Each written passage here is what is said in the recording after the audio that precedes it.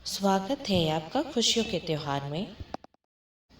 यहाँ हम त्योहार की तैयारी से पूजा की थाली तक का सफर पूरा करेंगे।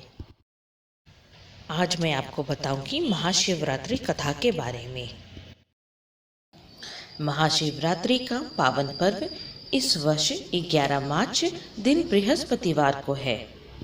इस दिन भगवान शिव की पूजा के साथ महाशिवरात्रि व्रत की कथा भी पढ़नी चाहिए। चित्रभानु की कथा पढ़ने से आप भगवान शिव की महिमा और उनकी भक्ति के महत्व को समझ पाएंगे। भगवान शिव भोले हैं, वे आसानी से प्रसन्न होते हैं। वह सच्चे मन से जल अर्पित कर देने मात्र से ही प्रसन्न होकर अपने भक्तों के दुख दूर कर देते हैं और उनको शिवलोक में स्थान प्रदान करते हैं। महाशिवरात्रि का दिन उनको प्रसन्न करने का सबसे बड़ा अवसर है। इस दिन भगवान शिव की पूजा करें और महाशिवरात्रि व्रत की कथा पढ़ें। महाशिवरात्रि व्रत कथा। ओम नमः शिवाय। शिव पुराण के अनुसार एक समय में चित्रभानु नामक शिकारी शिकार करके अपने परिवार का पालन पोषण करता था। उस पर साहूकार का कर्ज था। समय से कर्ज चुकता न करने के कारण साहूकार ने उसे बंदी बना लिया। उस दिन शिवरात्रि थी। दिन भर वह भूखे प्यासे रहते हुए भगवान शिव का स्मरण किया और दिन गुजर गया। शाम को साहूकार ने उसे कर्ज चुकाने के लिए अलग एक दिन का समय दिया और चित्रभानु को छोड़ दिया। तब चित्रभानु भूख प्यास से व्याकुल होकर जंगल में शिकार खोजने लगा।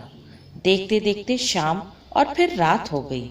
तब वह एक तालाब के पास बेल के पेड़ पर चढ़ गया और रात बीतने की प्रतीक्षा करने लगा। उस बेल के पेड़ के नीचे शिवलिंग था। चित्रभानु अनजाने में बेल पत्र तोड़कर नीचे गिरा रहा था जो शिवलिंग पर गिर रहे थे। इस प्रकार संयोगवश वह दिन भर भूखा प्यासा रहा, जिससे उसका व्रत हो गया और शिवलिंग पर बेलपत्र गिरने से उसकी शिव आराधना भी हो गई। रात बीतने पर एक गर्भिणी हिरणी तालाब किनारे पानी पीने आई। तब वह धनुष्वान से उसका शिकार करने के लिए तैयार हो गया। उस हिरणी ने चित्रभानु को देख लिया। उसने शिकारी से कहा कि वह गर्भवती है, जल्द ही प्रसव करेगी। उसने शिकारी से कहा कि तुम एक साथ 2 जीव हत्या करोगे, जो ठीक नहीं है। हिरणी ने शिकारी को वचन दिया कि वह बच्चे को जन्म देकर आएगी, तब शिकार कर लेना। इस पर शिकारी ने उसे जाने दिया। इस दौरान प्रत्यंचा चढ़ाने तथा ढीली करते समय कुछ बेलपत्र शिवलिंग पर गिरे। इससे प्रथम प्रहर की शिव पूजा हो गई। कुछ समय बाद एक और हिरनी वहां से जा रही थी। तब शिकारी खुश होकर उसके शिकार के लिए तैयार हो गया। तब हिरनी ने उससे निवेदन किया कि हे शिकारी, मैं थोड़ी देर पहले ऋतु से निवृत्त हुई हूँ, कामातुर विहरणी हूँ, अपनी प्रिय की खोज में भटक रही हूँ। मैं अपने पति से मिलकर शीघ्र ही तुम्हारे पास आ जाऊंगी। तब शिकारी ने उसे जाने दिया। चित्रभानु शिकार न कर पाने से चिंतित था। रात्रि का आखिरी पहर बीत रहा था।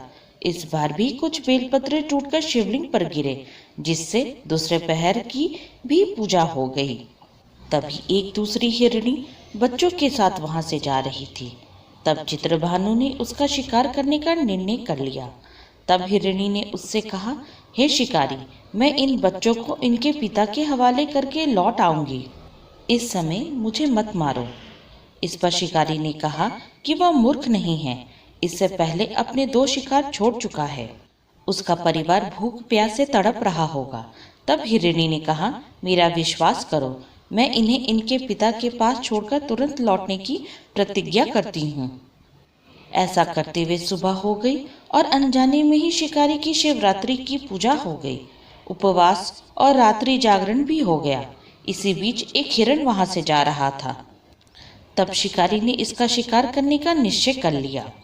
चित्रभानु को प्रत्यंचा चढ़ाए देखकर उस हिरण ने निवेदन किया कि यदि तुमने मेरे से पहले 3 हिरणी और उनके बच्चों का शिकार कर लिया हो तो उसे भी मार दो, ताकि उनको वियोग में दुखी ना होना पड़े।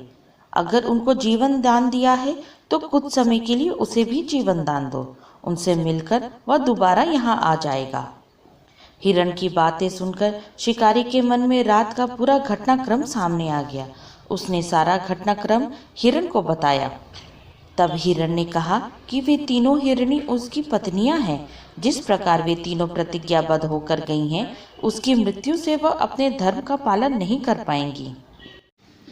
जिस प्रकार तुमने उन पर विश्वास करके उन्हें जाने दिया, वैसे ही उसे भी जाने दो। वह अपने परिवार के साथ जल्द ही उपस्थित हो जाएगा। चित्रभानु ने उसे भी जाने दिया। शिवरात्रि व्रत और पूजा होने से उसका मन निर्मल हो गया। उसके अंदर भक्ति की भावना जागृत हो गई। कुछ समय बाद वह हिरण अपने दिए वचन के कारण अपने परिवार के साथ शिकारी के सामने उपस्थित हो गया। उन जीवों की सत्यता, सात्विकता एवं प्रेम भावना को देखकर चित्रभानु को आत्मग्लानि हुई। उसने हिरण परिवार को जीवन दान दे दिया। अनजाने में ही सही, शिवरात्रि का व्रत करने से चित्रभानु को मोक्ष मिला। मृत्यु के बाद शिवगण उस शिकारी को शिवलोक लेके गए।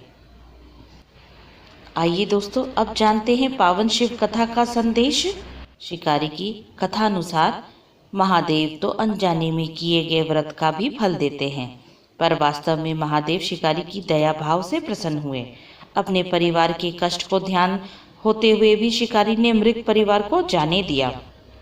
यह करुणा ही वस्तुतः उस शिकारी को उन पंडित एवं पुजारियों से उत्कृष्ट बना देती हैं, जो कि सिर्फ रात्रि जागरण, उपवास एवं दूध, दही एवं बेलपत्र आदि द्वारा शिव को प्रसन्न कर लेना चाहते हैं।